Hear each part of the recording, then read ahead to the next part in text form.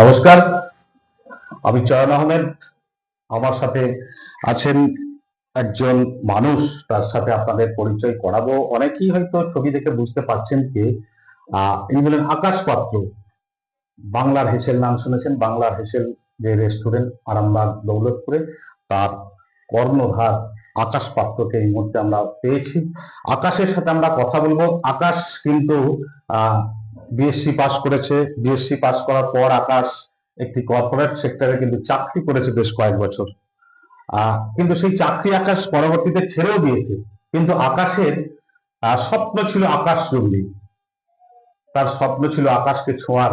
আকাশের সেই স্বপ্ন যে চাকরি করে না, কিছু একটা করতে হবে যাতে করে আমি আরো বেশি উন্নতি করতে পারি। নিজের স্বক্ষেত্রে প্রতিষ্ঠিত হওয়ার অদম্য ইচ্ছা, তার যে লড়াই, তার যে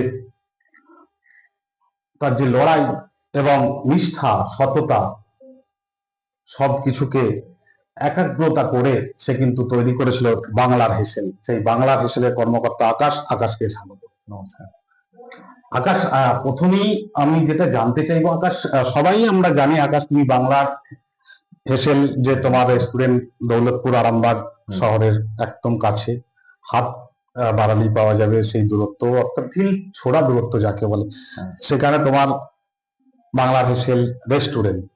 তুমি তো একটা কর্পোরেট সেক্টরে চাকরি করতে, সেটা আমি পরে আসছি আকাশ। কিন্তু সবাই আমরা জানি যে আকাশ আরামবাগেরই ছেলে। আরামবাগ, তোমার পরিচয়টা একটু জানি দর্শক। অ্যাকচুয়ালি আমার বাড়ি হচ্ছে বাজুয়া। অনেক মদিনা বাজুয়া অনেকেই নাম শুনেছেন। আমার বাড়ি অ্যাকচুয়ালি বাজুয়াতে। আমার বাড়ি ওখান থেকে আমি তো এখানে রেস্টুরেন্ট করেছি, তো এইটুকুই আর কি।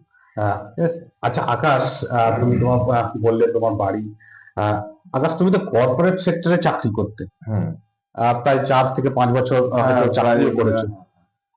আমি যতদূর জানি যে একটা কর্পোরেট সেক্টরে চাকরি মানে একটা সরকারি চাকরির কোনো অংশে কম নয়। সেখানে যা যা ফেসিলিটি পাওয়া যায় এখানেও সেই সেই একই রকম প্রায় ফেসিলিটি পাওয়া যায়, স্যালারি স্কেল থেকে বা বিভিন্ন যে সুযোগ সুবিধা থাকে। সেটা হঠাৎ কি এমন হলো সেই সেক্টরে চাকরি ছেড়ে দিয়ে তোমার মনে হলো যে একটা রেস্টুরেন্ট করি? এটা কোথা থেকে এলো, এই ভাবনাটা কেন এলো বা কোথা থেকে এলো? দেখুন, ব্যাপারটা হচ্ছে কাজ করতে করতে ভালো লাগছিল না সেটা নয়, নিজের একটা করার ইচ্ছা প্রথম থেকেই ছিল। তো সেখান থেকে অনেকদিন কাজ করছি, বাইরে বাড়ির বাইরেতে আছি। বাড়িতে হয়তো মাসে একবার আসতাম, কি 2 মাস ছাড়া একবার আসতাম। তো কিছুটা বাড়ির জন্য বলতে পারেন, আর কিছুটা নিজের ইচ্ছা, মানে দুটো একসাথে মিশে গেলে যেটা হয় অ্যাকচুয়ালি। তো কিছু একটা করবো এরকম অনেকদিন ধরে চিন্তা ভাবনা রেখেছিলাম। আর আমার মায়ের অ্যাকচুয়ালি খুব ইচ্ছা ছিল এই হোটেল ইন্ডাস্ট্রিতে কিছু করলে, তুই হোটেল ইন্ডাস্ট্রিতে বিজনেস কর, একটা খাবারের জিনিস নিয়ে বিজনেস কর। তো হঠাৎ করে আহ, একটা লকডাউনের সময় আমার সাথে একটা দুর্ঘটনা ঘটে যায়। আমার মা সেকেন্ড লকডাউনের কাছাকাছি আর ওটা মারা যান। তো তখন আমি বিজনেসটা শুরু করব সেরকম একটা পরিকল্পনা করেছি।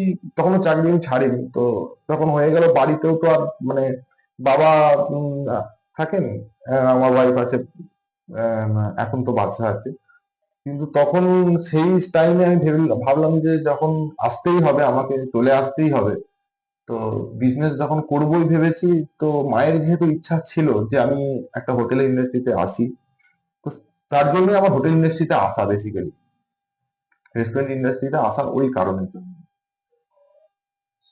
আহ, সেই কারণেই তুমি নিশ্চয় একটা মায়ের একটা বাসনা ছিল যে তার ছেলে আকাশ যদি কিছু করে তাহলে অন্তত হোটেল বা রেস্টুরেন্ট টাইপের কিছু করে। যে মানুষকে এটা খাবারের, যে দেখুন খাবার একটা শুধু যে এটা বিজনেস, অবশ্যই আমি সেখান থেকে আপনাদেরকে সার্ভিস দিচ্ছি, আহ, আপনাদেরকে একটা পরিষেবা দিচ্ছি বলে আমি হয়তো কিছু ইনকাম করছি।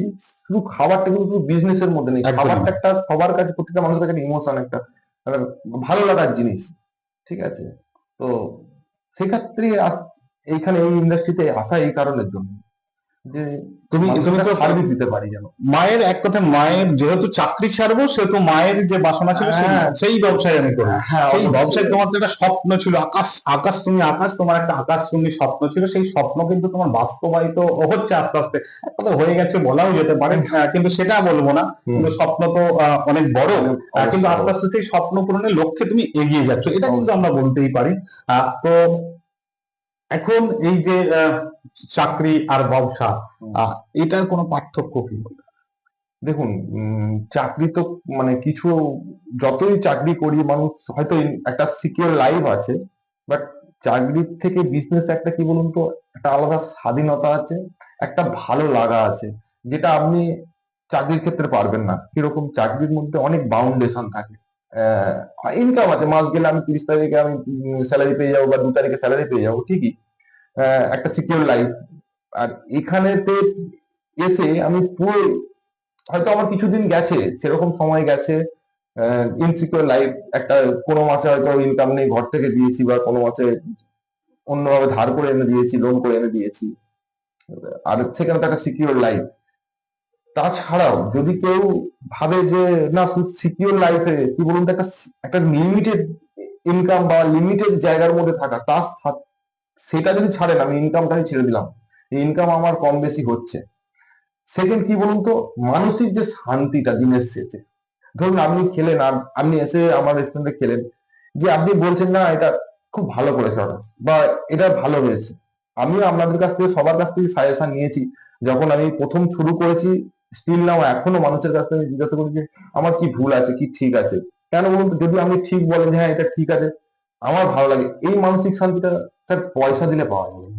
একেবারে তুমি যেটা বলতে চাইছো যে কর্পোরেট সেক্টরে চাকরি করলেও সেটা একটা পরাধীনতার ব্যাপার ছিল, এখানে অবশ্যই, যেটা অবশ্যই, একদম স্বাধীনভাবে তুমি তোমার মতো করে ডেভেলপ করার চেষ্টা করছো, অবশ্যই, যতটা পারা যায়। অবশ্যই। আর এই তো তুমি আস্তে আস্তে সাফল্যের পথে এগিয়ে যাচ্ছ, তোমার ব্যবসা যথেষ্ট হুম, হুম। সুনাম করেছে আরামবাগে, যথেষ্ট মানুষ চেনে জানে বাংলার হেসেলকে, বাংলার হেসেলের মানুষ খাবার যথেষ্ট পছন্দ করে, সেটাও আমরা জানি। এই যে সাফল্য চাবিকাঠি বলা যেতে পারে, এইটা কিভাবে দেখুন, এলো? আহ, আমি যখন শুরু করি, খুব ছোট অবস্থা থেকে শুরু করেছিলাম। অ্যাকচুয়ালি আমি একটা 400 স্কোয়ার ফিট একটা ঘর ভাড়া নিয়েছিলাম, আরামবাগ থেকে দূরে একটু। অনেকেই বলেছিল যে না, আরামবাগ সিটি থেকে তুই একটু দূরে করছিস, 1-1.5 কিলোমিটার দূরে করছিস, কিভাবে কি হবে। তো আমি প্রথম ভাতের জাস্ট হোটেল দিয়ে শুরু করেছি, লকডাউনের মানে মাঝামাঝি বলতে পারেন, সেই একটা সিচুয়েশন। তো সেই সিচুয়েশনে দাঁড়িয়ে শুরু করেছিলাম। তো তারপরে একটা ছোট মানে ভাতের কাউন্টারটা উপরে ছিল আমার, তারপরে নিচেতে আমি একটা ছোট চায়ের দোকান করি। তো ভাতও চলতো, চাও চলতো। আর সত্যি কথা বলতে, মানুষ, আরামবাগের মানুষ আমাকে এত ভালোবাসা দিয়েছে, তার জন্য আজকে আমি যেটুকু করতে পেরেছি, আমি বলছি না আমি আজকে অনেক কিছু করে ফেলেছি, বা মানে অনেক একটা জায়গায় চলে গেছি, এক কিন্তু কথায় তোমার ব্যবসাটা আস্তে আস্তে প্রতিষ্ঠিত হ্যাঁ হচ্ছে। হচ্ছে, কিন্তু সেটা আমার, যাদের কথা বললেই নয়, সেটা হচ্ছে আরামবাগের মানুষ, আরামবাগের বাইরের মানুষ অনেক অনেক অনেক ভালোবাসা দিয়েছে এবং প্রচুর সাপোর্ট করেছে। আর আমাদের আরামবাগ গ্রুপ যেটা আছে, মিল্টন দা, তার নাম না করলেই নয়, কারণ সেই মানুষটা স্টিল নাও এখন আমাকে, বা আমাকে শুধু বলে না, অনেক মানুষকেই সবার আড়ালে থেকেও মানুষটা হেল্প করে যায়। এই মানুষটার নাম করলে আজকে আমি যেটুকু করেছি, তার অবদানও কিন্তু অনেকটা ছিল। আজকে যেমন আমার আরামবাগ বাসী আজকে আমাকে ভালোবেসেছিল বলে আজকে কিছু করতে পারছি, সেরকম ওই দাদারও অনেক ভূমিকা ছিল, যে কি ভাই এটা ভুল করছিস, বা এটা কর, এই জিনিসগুলো দাদা আমাকে অনেকটা সাপোর্ট করেছিল, যে তুই এইভাবে কর। এবং আদার্স মানুষ তো ছিলই, তারা না থাকলে আজকে তো আমি এই জায়গায় যেটুকু করতে পেরেছি, আজকে ধরুন আহ, প্রায় আপনাদের ভালোবাসায় আজকে 120টার মতো সিটিং ক্যাপাসিটি করতে পেরেছি। তো সেখানে আমরা এখন ইন্ডিয়ান, চাইনিজ, তন্দুর, চায়ের ডিপার্টমেন্ট তো আছেই। এটা তো আমি করেছি, এইটুকুই আর কি। একেবারে তোমার রেস্টুরেন্টে ইন্ডিয়ান, চাইনিজ এবং তন্দুরি সব রকমই পাওয়া যায়। কাস্টমারদের চাহিদা ঠিক কোনটা? দেখুন, কাস্টমার তো কি বলবো, মিলিয়ে মিশিয়ে থাকে। আসলে কেউ, টেস্ট তো সবার হ্যাঁ সমান নয়। exactly, এবার ধরুন কেউ ইন্ডিয়ান খেতে পছন্দ করে, কেউ চাইনিজ স্ন্যাক্স খায় বেশি, আবার কেউ ইন্ডিয়ানটা পছন্দ করে, কেউ তন্দুরটা পছন্দ করে। তো এটা মিলিয়ে মিশিয়ে থাকে, এটা যে এরকম না যে ইন্ডিয়ানটা আমার প্রচুর বিক্রি হচ্ছে, চাইনিজটা কম হচ্ছে, এরকম ব্যাপার নেই। ব্যাপারটা কি মানুষের টেস্ট। ধরুন আমার কাছে যদি পার ডে 500 কি 600 কাস্টমার আসে, তো সেখানে মিলিয়ে মিশিয়ে হয়ে যায় জিনিসটা। এটা একেবারে বলাটা খুব ডিফিকাল্ট যে ইন্ডিয়ানটা বেশি না চাইনিজটা বেশি। একেবারেই তাই। এটাই আর কি। আমরা দেখেছি একটা সোশ্যাল মেসেজ তোমার কাছে চাইবো আকাশ, তুমি যেভাবে নিজেকে প্রতিষ্ঠিত করছো, তুমি তোমার যে লড়াই, তোমার যে চেষ্টা, তোমার যে সততা এবং নিষ্ঠা কে কাজে লাগিয়ে তুমি যেভাবে প্রতিষ্ঠিত হচ্ছ, সত্যি এটা যথেষ্ট একটা ভালো দিক। অনেক ছেলে মেয়ে তারা লেখাপড়া শেষে হীনমন্যতায় ভোগে, একটা সরকারি চাকরি হলো না বা একটা কিছু করলাম না, সেক্ষেত্রে তাদের কি কি মেসেজ দেবে তুমি? দেখুন, সবাইকে একটা কথাই বলার, আহ, চাকরি অবশ্যই আমি বলবো না যে চাকরি খারাপ, কিন্তু বিজনেসে আসতে একটা কারণেই বলবো যে দেখুন, নিজের যদি কিছু করার ইচ্ছা থাকে, সেটা টাকাটা ম্যাটার করে। অনেকে বলে হয়তো যে না টাকা নেই, আমি লোন পাবো না, এটা পাবো না, আমি কি করে করবো। দেখুন, শুরু করুন, কিছু করে শুরুটা করুন। যখন শুরু করেছিলাম স্যার, আহ, আহ, দুজন ছেলে নিয়ে শুরু করেছিলাম। আজকে আমার কাছে 12 জন কাজ করে। তো এটাই বলবো, দেখুন, আর ভালোবাসা যদি সেই সেই বিজনেসটার প্রতি সব থেকে বড়, শুধু আমি প্রথম থেকে আজকে আমি ব্যবসা করতে নামলাম, কাল থেকে ভাববো যে না আমার ইনকাম হচ্ছে না, আমার ভালো লাগছে না, আমি বন্ধ করবো। যদি সেই জায়গাটার প্রতি, সেই প্রতিষ্ঠানটার প্রতি সব থেকে বড় ব্যাপার হচ্ছে ভালোবাসা থাকে, একেবারে তাই। আর সততা থাকে, যে না আমি মানুষকে, আমি আজকে আমার কাছে যারা কাস্টমার আছে সবাই যে স্যাটিসফাইড সেটা নয়। কম, আজকে আমি চেষ্টা করি যে আমার ভুল ত্রুটি যেগুলো আছে, আমি তো ভগবান নই যে আমি সবাইকে স্যাটিসফাইড করবো বা আহ, এরকম কোনো ব্যাপার নেই। তাহলে আজকে যদি সেই জায়গাটা প্রতি আমি ভালোবাসা থাকি, না কাস্টমার কি বলে গেল আমার কাছে কিছু ব্যাপার নয়, সেটা করলে কিন্তু সেই ব্যবসা একদিন বন্ধ হয়ে যাবে। আজকে আপনারা ভালোবাসেন, আজকে আমার ভুল ত্রুটি হলে আজকে কাস্টমারই আমাকে বলে যে ভাই আজকে এটা ভুল হয়েছে, তো আমি সঙ্গে সঙ্গে সেটা চেষ্টা করি রেকটিফাই করে দেওয়ার, যে হ্যাঁ এটা ভুল হয়েছে, তো এটা নেক্সট বার যেন না হয়।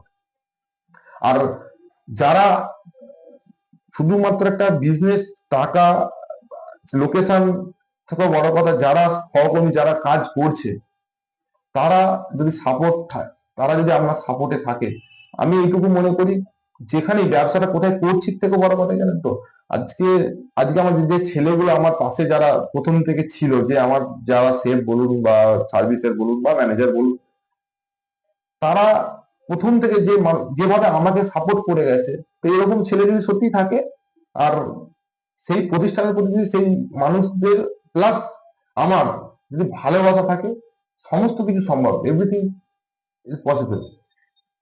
একেবারেই কোনোটাই নয় যে একেবারেই তাই। আকাশের কথা অনুযায়ী আকাশ যে সোশ্যাল মেসেজ দিতে চাইছে যে কোনো কাজই কিন্তু ছোট নয়। আমরা যদি মানসিক ভাবে দৃঢ় থেকে সততার সঙ্গে, নিষ্ঠার সঙ্গে যদি লড়াই রাখি এবং লক্ষ্যটা ঠিক রাখি, তাহলে কিন্তু আমরা ক্ষেত্রে অবশ্যই প্রতিষ্ঠিত হতে পারবো।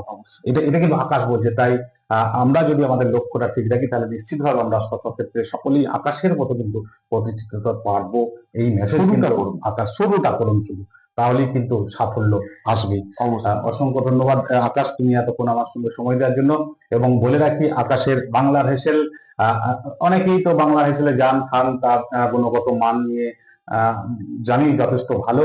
এবং যারা জাননি তাদেরকেও বলবো বাংলার হেসেলে খাবার টেস্ট করুন, আকাশের কাছে আসুন, আকাশের যে স্বপ্ন সেই স্বপ্ন বাস্তবায়িত হোক।